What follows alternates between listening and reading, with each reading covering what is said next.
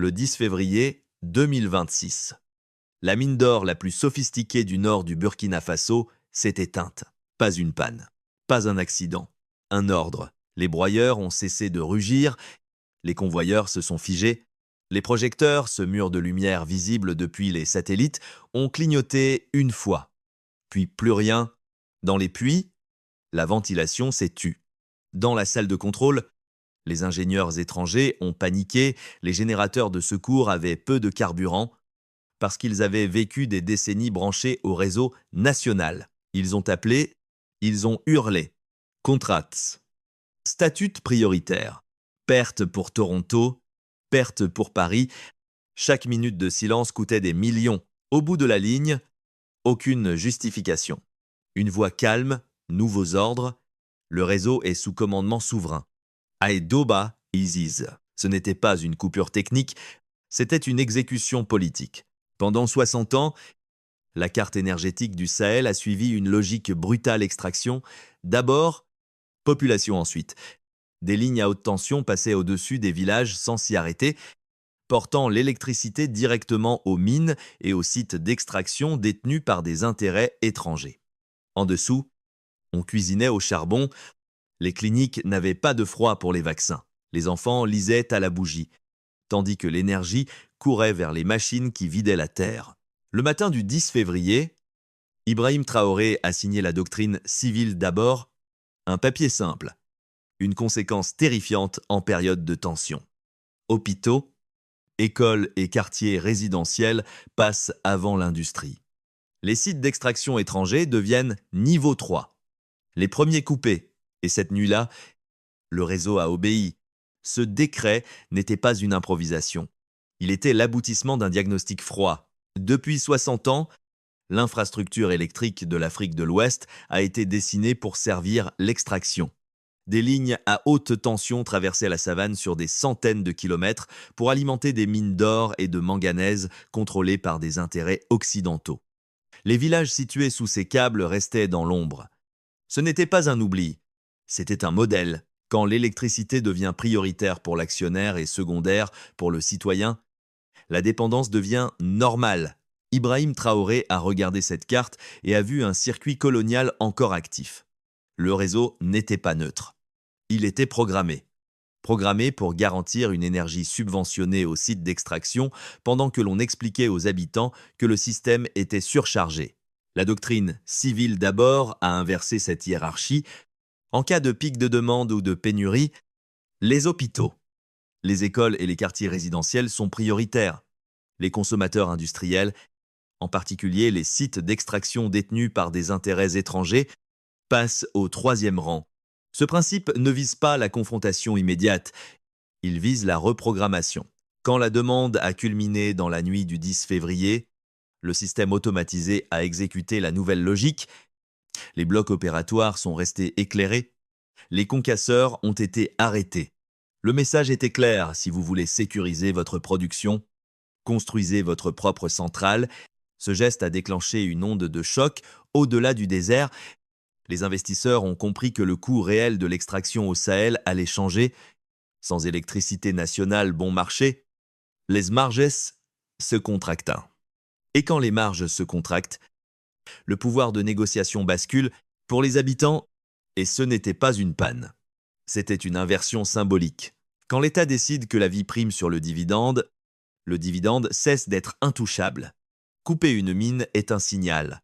Mais soutenir cette décision exige une nouvelle source d'énergie. Pendant des décennies, les capitales du Sahel ont fonctionné au diesel importé. Pour alimenter les centrales de Ouagadougou ou de Bamako, il fallait acheter des millions de litres de fioul lourd sur le marché international. Ce carburant venait souvent des mêmes multinationales qui exploitaient l'or et l'uranium, un cercle parfait de dépendance. Nous vendions l'or à bas prix, nous achetions le pétrole à prix fort, nous brûlions ce pétrole pour alimenter les mines. Puis nous exportions encore plus d'or. Ce n'était pas seulement un échange commercial, c'était une architecture de dette. Chaque ampoule allumée dans la capitale signifiait un transfert de richesse vers l'extérieur. Si le fournisseur contrôlait le carburant, il contrôlait la lumière. Et si la lumière dépend de l'importation, La souveraineté reste théorique. Ibrahim Traoré n'a pas répondu par un discours. Il a changé la source. En 2024. L'Alliance a lancé le projet Yelen Lumière en Bambara. Objectif découpler le réseau national du marché mondial du pétrole et le connecter directement au soleil. Les critiques occidentaux ont parlé d'irrégularité, d'intermittence, d'utopie. Ils ont répété que l'Afrique avait besoin de leurs turbines et de leurs contrats de maintenance. Mais pendant qu'ils argumentaient, les ingénieurs construisaient, dans le désert du Nord, des milliers d'hectares de panneaux photovoltaïques ont été installés. Une mer de verre sous un ciel implacable. Cette infrastructure produit une électricité moins coûteuse que les anciens générateurs au diesel. C'est ce différentiel qui rend économiquement possible la doctrine civile d'abord. L'État peut prioriser les ménages sans saigner ses finances. Deuxième rupture, la décentralisation. L'ancien réseau était fragile et centralisé. Coupez les fouels. Le pays s'éteint. Le nouveau modèle fonctionne en eux. Chaque parc solaire, chaque unité de stockage est un point autonome. On peut sanctionner un baril. On ne peut pas sanctionner un rayon. Quand l'énergie vient du sol et du ciel nationaux, le chantage extérieur perd sa prise. Mais le solaire est un bouclier, pas encore une épée. Il garantit la respiration, pas encore l'industrialisation lourde, et pour transformer 94 tonnes d'or sur place, il faut une puissance qui ne dort jamais. Le tabou n'était pas technique, il était géopolitique. Pendant 50 ans, l'uranium extrait du désert nigérien a alimenté une part massive de l'électricité française. Un tiers des ampoules en France dépendaient du yellow cake venu du Sahel. Pourtant, le pays qui fournissait ce combustible figurait parmi les moins électrifiés au monde. Les mineurs creusaient pour éclairer Paris. Leur propre village restait dans l'ombre. Ce n'était pas un paradoxe. C'était une règle non écrite, l'Afrique peut extraire l'uranium, mais ne doit pas le brûler. On parlait de sécurité, on parlait de complexité, on parlait de non-prolifération, mais derrière ces mots se cachait une logique plus simple, monopole. Si le Sahel développe sa propre capacité nucléaire, il coupe la chaîne coloniale à la source. Si l'uranium est enrichi et utilisé localement, il n'alimente plus automatiquement les centrales européennes. Le flux d'énergie change de direction. Et quand le flux change, le pouvoir change. L'accord signé avec la société d'État russe Rosatom n'est pas un symbole diplomatique, c'est un plan opérationnel pour déployer des réacteurs modulaires compacts des SMR adaptés à des réseaux en développement, des unités modernes, conçues pour fournir une base stable, constante, indépendante du soleil et du vent. Le solaire protège les foyers. Le nucléaire alimente l'industrie pour raffiner 94 tonnes d'or sur place, pour transformer le coton en textile, la bauxite en aluminium, pour faire tourner des trains électriques et des aciéries. Il faut une puissance continue, ce que les ingénieurs appellent la charge de base en poursuivant cette option. L'Alliance ne cherche pas un geste spectaculaire, elle cherche un verrou stratégique. Une fois que la production énergétique lourde est internalisée, la négociation commerciale change de nature. On ne vend plus seulement une matière brute, on vend un produit transformé. Les critiques occidentaux parlent de risques et de déchets. Ils oublient les résidus radioactifs laissés à ciel ouvert pendant des décennies autour des anciens sites miniers. L'indignation apparaît quand le contrôle change de main. Pendant que les débats occupent les plateaux télévisés, les études de sites avancent. Les ingénieurs sont formés ailleurs. Pas pour provoquer, pour préparer. Si le Sahel maîtrise l'uranium qu'il extrait, il cesse d'être fournisseur. Il devient décideur. Et lorsqu'un fournisseur devient décideur, l'équilibre régional se recompose. Pendant que le Sahel restructure son réseau, les côtes s'enfoncent dans l'instabilité énergétique. En Côte d'Ivoire, les coupures tournantes paralysent des quartiers entiers pendant des heures.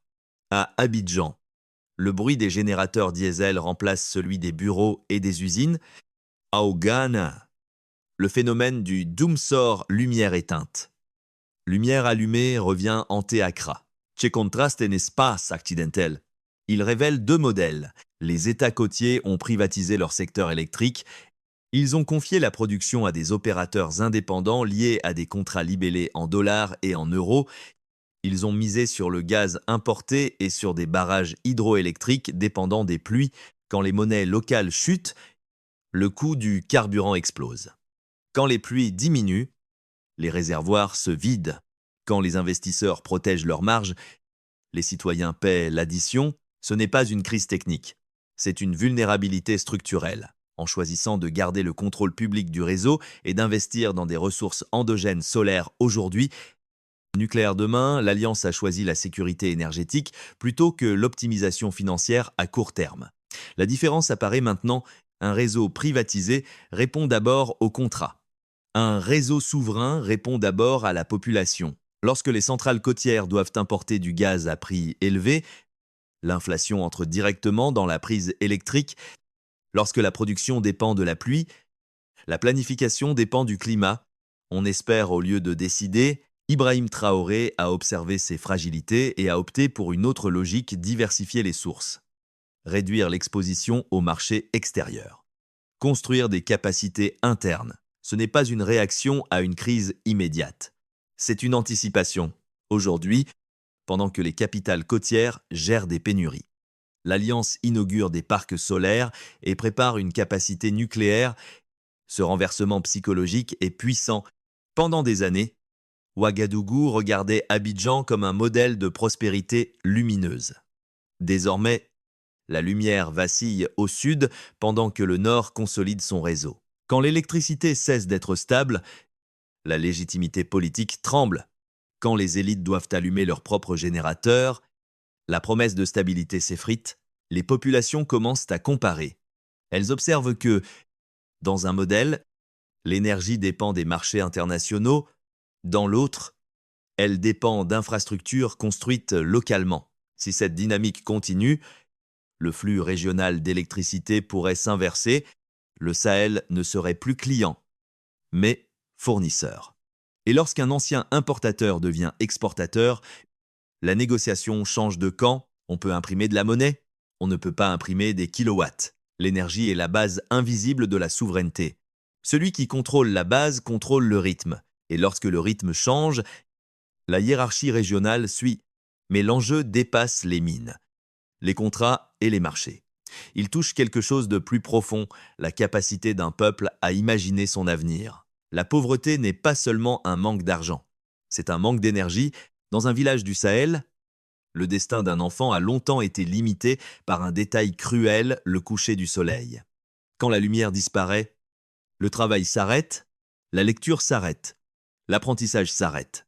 Le monde se rétrécit jusqu'à la taille d'une flamme.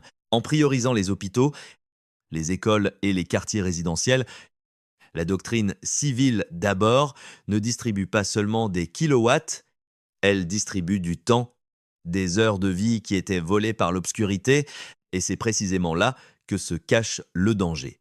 Pour l'ancien ordre, un jeune Africain qui peut étudier la nuit, accéder à l'information, voir au-delà de son village, devient plus difficile à enfermer dans le rôle de main-d'œuvre silencieuse.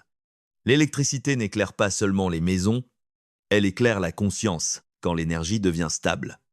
L'ambition s'étend. Quand l'ambition s'étend, l'obéissance automatique se fissure.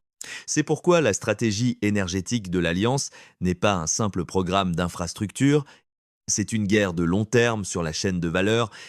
Le monde extérieur a toujours voulu que le Sahel reste un puits creusé. Extraire, expédier, un territoire conçu pour alimenter l'industrie des autres, mais une énergie souveraine change la logique industrielle, avec un réseau renforcé par le solaire, demain par la charge de base nucléaire. L'objectif n'est plus seulement d'allumer des lampes, c'est de faire tourner des raffineries, des usines, des ateliers, de transformer sur place ce qui était exporté brut. Oh, c'est là que le rapport de force devient irréversible. Quand une région commence à transformer ses ressources, elle cesse d'être dépendante des prix imposés. Elle cesse d'être fournisseur. Elle devient productrice. Et lorsqu'un ancien fournisseur devient producteur, le monde doit négocier autrement. Ce que l'Alliance construit n'est pas une réaction, c'est une architecture. Une architecture destinée à rendre l'extraction sans transformation économiquement et politiquement intenable. Et quand ce modèle devient visible, il devient contagieux. Le 10 février 2026 ne restera pas seulement comme la nuit où une mine s'est éteinte, ce sera peu être la date où un modèle s'est inversé. Pendant des décennies, l'Afrique de l'Ouest a été structurée autour d'un axe invisible, énergie contre extraction. Le courant allait vers les machines, les richesses allaient vers l'extérieur.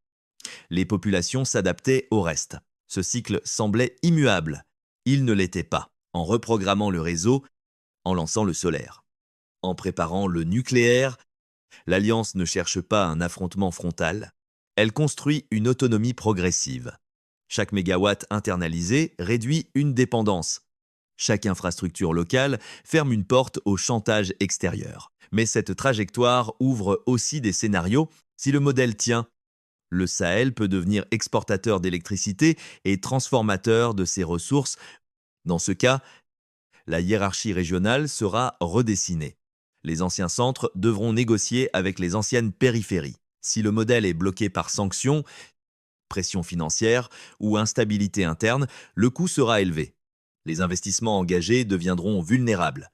La transition pourrait s'interrompre avant d'atteindre la masse critique nécessaire, et si le reste du continent observe en silence, sans adapter ses propres systèmes énergétiques. Il risque de rester prisonnier de contrats écrits ailleurs et de carburants tarifés en devises étrangères. L'énergie est le levier. Le levier détermine la direction. On peut ignorer un discours. On ne peut pas ignorer une coupure de courant quand les hôpitaux restent éclairés pendant que les mines s'arrêtent. Un message circule plus vite que n'importe quel communiqué. Il dit que la priorité a changé. La question n'est plus de savoir si le réseau peut être souverain. La question est de savoir qui accepte d'en payer le prix. La lumière n'est jamais neutre. Le 10 février 2026, quand la mine s'est éteinte et que les hôpitaux sont restés allumés.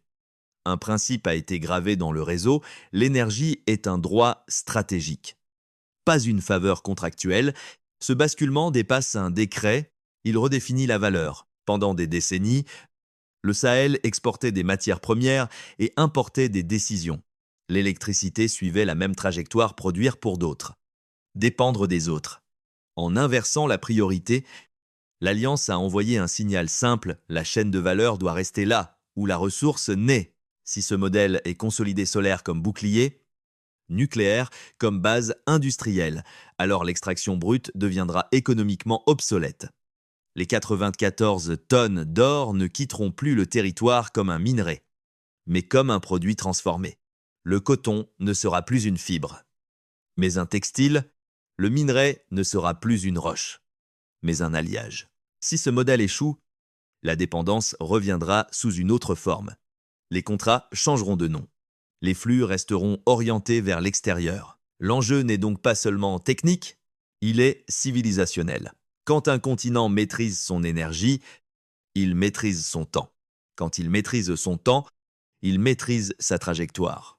On peut contester une politique, on ne peut pas ignorer une infrastructure qui fonctionne. La mine s'est éteinte.